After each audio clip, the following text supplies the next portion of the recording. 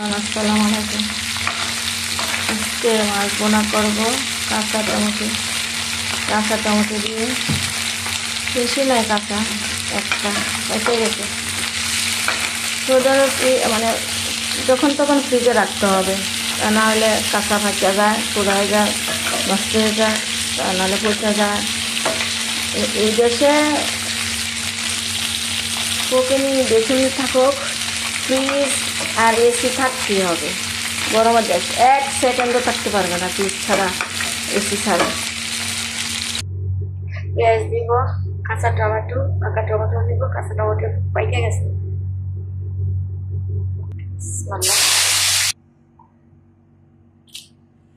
Tomato দিলাম,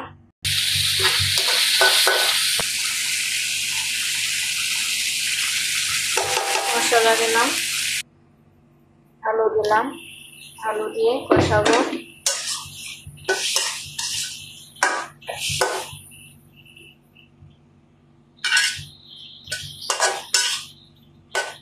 tomato দিয়ে আলু দিয়ে রান্না করবো, হালকা একটু জল দিয়ে।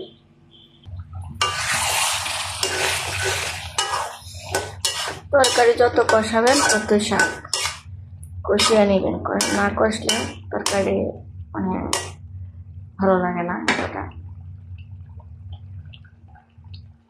টমেটো বেশি হয়েছে, গলে গেছে।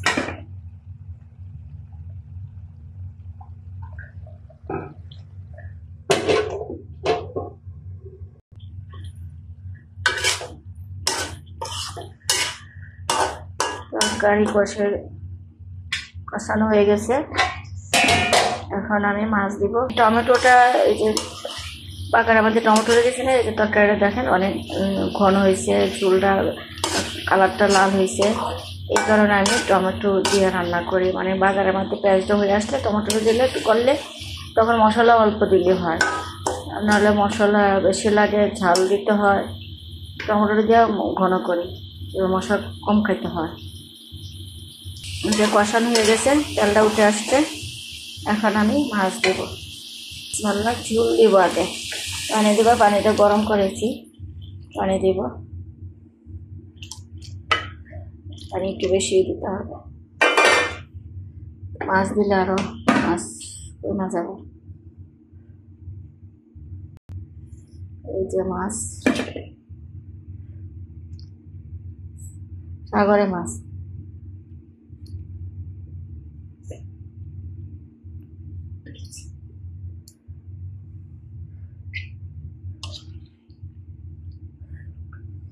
মাছটা একটু হয়ে আসলে তখন কাঁচামরিচ আর কাঁচা টমেটো দিব, কাঁচামরিচ দিব। এই জন্য এই যে ঝোলটা অনেকটা শুষায় নেব।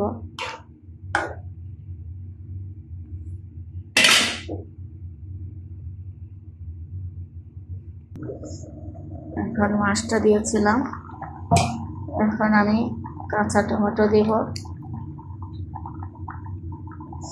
ঝোল ঝোল করে রান্না করছি, গরমের দিন কাঁচা টমেটো দিলে একটু ঝোল ঝোল দিলে ভালো লাগে। কাঁচা টমেটো দিয়ে ঝোল রান্নাও ভালো লাগে, এমনি পোড়া পোড়া করলেও ভালো লাগে। এই যে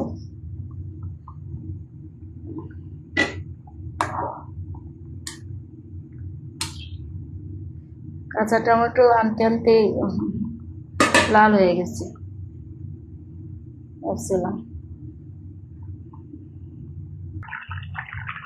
এই যে আমার তরকারি হয়ে গেছে, আলু দিয়ে টমেটো দিয়ে, একটু কাঁচা টমেটো দিয়ে রান্না করলে, ঝোল ঝোল করলে অনেক স্বাদ লাগে।